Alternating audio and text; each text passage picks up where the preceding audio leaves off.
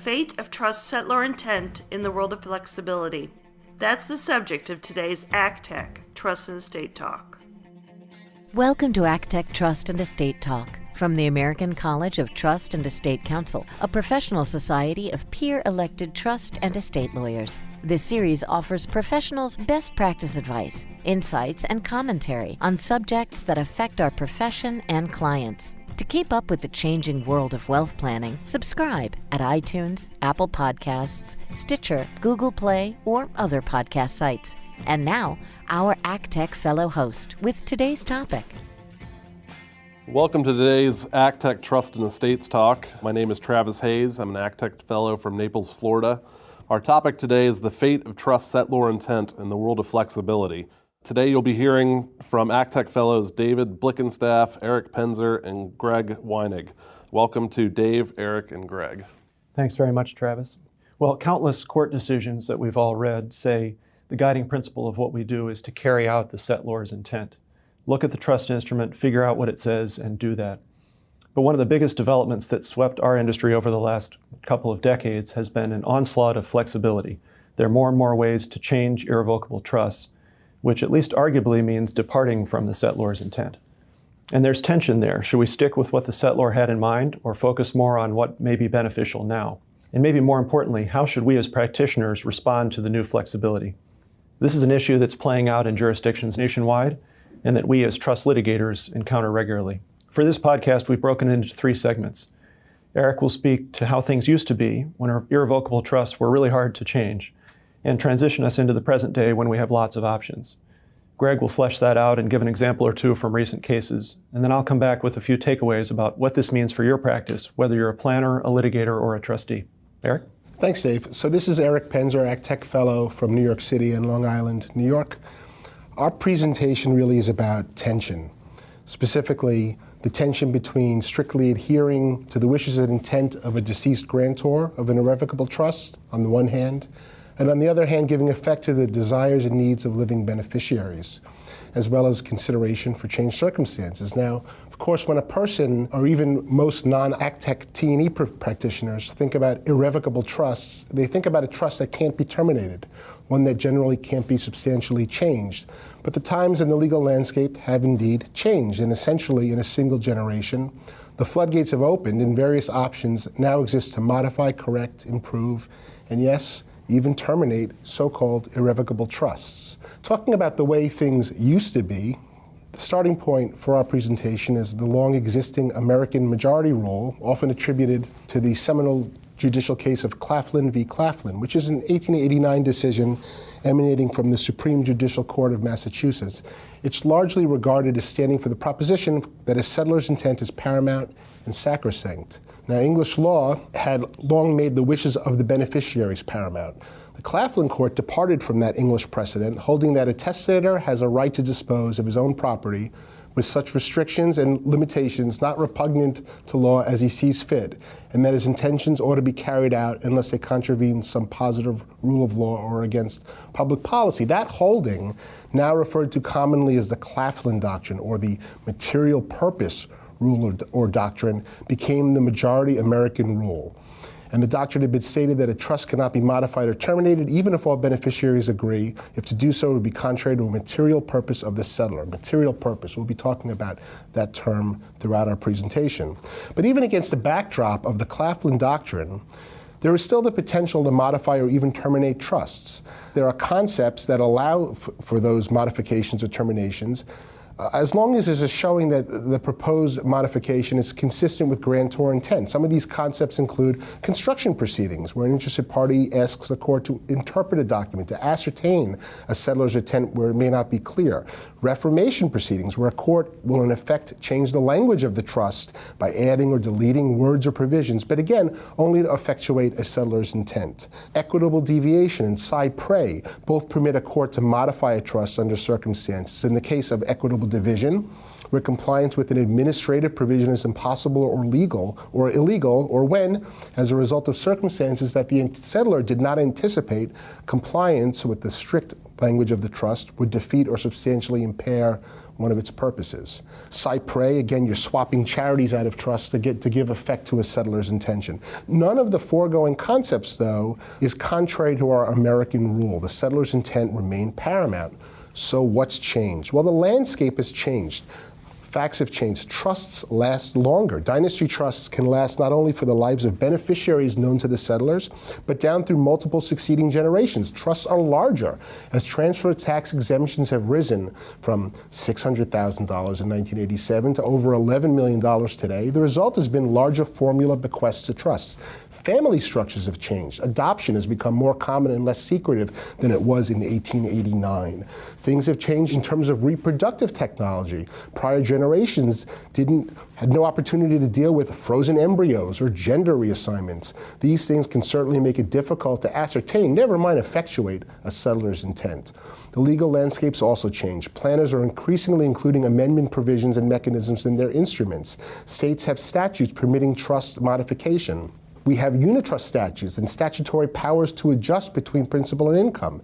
We also have a UTC provision that allows settlors, trustees, and beneficiaries to enter into binding agreements, resolving trust interpretation issues. And finally, no discussion of trust modification and abrogation of settlor intent would be complete without mentioning decanting, by which a principal evasion power is utilized to transfer property from an existing trust to a new trust. And while many decanting statutes require consideration of a settlor's intent, it could also be used to defeat the settlor's intent. And with that, I'll turn it over to Greg to pick it up from there.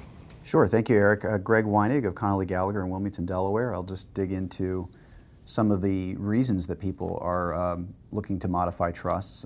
You have things like conversion to unitrust, converting to a directed trust, achieving tax objectives, qualifying beneficiaries for government benefits, changing governing law or situs, changing other administrative provisions, changing trustees, and then just to go back to what Eric was saying about decanting, that's where you get into changing maybe even dispositive provisions or changing beneficiaries. So as we were looking into this topic, we dug into what some of the authorities are saying. The Restatement Third of Trusts delves very heavily into this topic, has a good bit to say about material purpose. I won't read the entire quote that we thought was interesting, but part of that is the statement in Section 65, Comment D.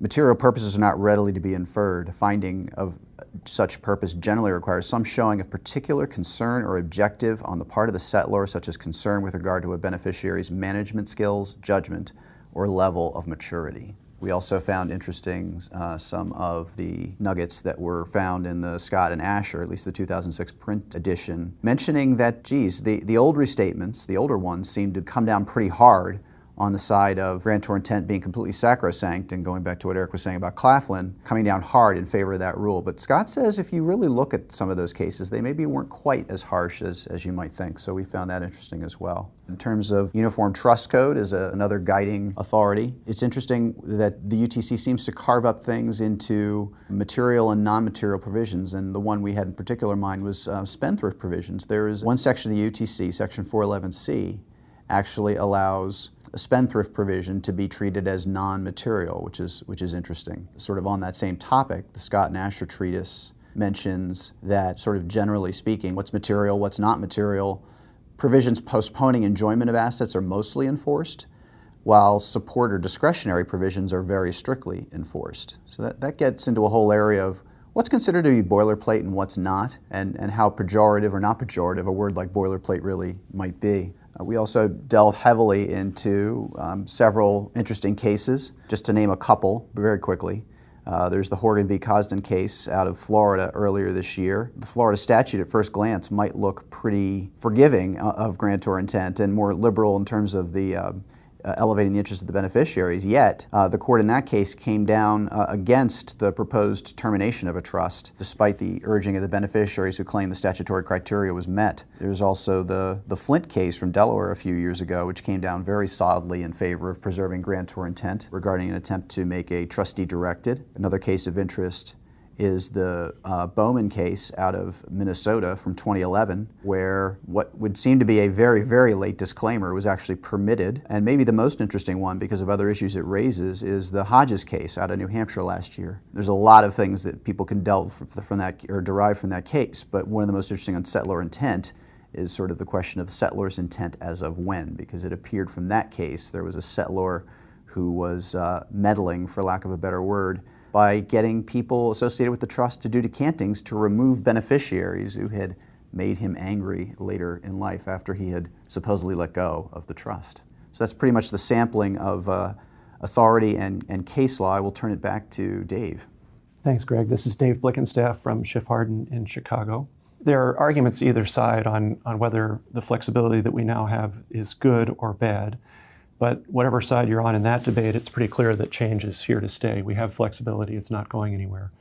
So what does that mean for us as practitioners, whether we're planners, litigators, or fiduciaries? And some of this is more questions than answers. For planners, I think the issue is discussing this development, the possibilities with your client. Clients are going to assume that their estate plan can't be changed once they've signed it, and certainly not after they've passed away. You want to tell them that that's a possibility, and especially in a longer-term trust, as Eric mentioned, and ask the client what they want. There can be steps taken to write into trust instruments more specifically, don't change this, to more clearly identify a material purpose, and the client may want to do that. With respect to litigators, litigators are always worried about proof. Lots of modifications that are made are uncontested and uncontroversial, but some of these will find themselves in court, as Greg mentioned a couple examples of. When that happens, the litigator is going to want to know what the legal standard is. This concept of material purpose is a pretty mushy standard. How do you know which purposes of a trust are material? How do you prove it? That's a mushy thing. The restatement says it often boils down to an inference from the language and what someone in the settlor's position would normally do. That's pretty subjective and therefore unpredictable. It gives litigators a lot of room to argue, but not much certainty. What about witnesses? Is the settlor still alive? If he or she is that someone you can hear from? If not, who else could testify? What other evidence could be considered? Is there a four corners rule in play here where we can't look outside the document itself? And as Greg noted, when we think about settlor intent as of when, is it appropriate to consider the fact that the settlor maybe later soured on a beneficiary years after the trust was created? For the fiduciary, the trustee, a significant question is duty. Does the trustee have a duty to seek modifications that serve the beneficiaries? Or on the flip side, a duty to defend what the settlor wrote against those modifications? It's odd to think of a trustee as having a duty to modify an instrument, but I wouldn't be overly surprised to see decisions like that come down the pike. The trustee's ultimate duty is to serve beneficiaries' best interests, and if you can improve their situation by modifying the trust through techniques that are now available, shouldn't you do that? And there's some authority that suggests that is an obligation. On the other hand, you could imagine the trustee having an obligation to honor the wishes of the settlor and resisting some modifications that seem to deviate significantly from what the settlor wanted. So for the trustee, as in many other situations, there are competing considerations to take into account. Trustees may often find themselves seeking the court's guidance on modifications, consulting counsel, certainly making sure everybody involved in the process is informed so someone can't complain that they were kept in the loop, and documenting what the trustee is doing and what the modification is that's been proposed. So to wrap up, the flexibility we now have comes with a lot to think about, whether you're the planner, the litigator, or the fiduciary who's administering it all. And that's our program. All right. Thanks to Dave, Eric, and Greg for presenting on this timely and informative topic and educating us on settlor intent and trust flexibility. And thanks to all of you for listening to today's ACTEC Trust and Estates Talk. Thank you for listening to this episode of ACTEC Trust and Estate Talk, the podcast about wealth planning matters from the American College of Trust and Estate Counsel. To find an ACTEC lawyer near you, visit actec.org. Please subscribe to this podcast and leave us a rating or a review at iTunes, Apple Podcasts, Stitcher, Google Play, or wherever you download your podcasts. Follow us on Facebook and Twitter at ACTEC Talk.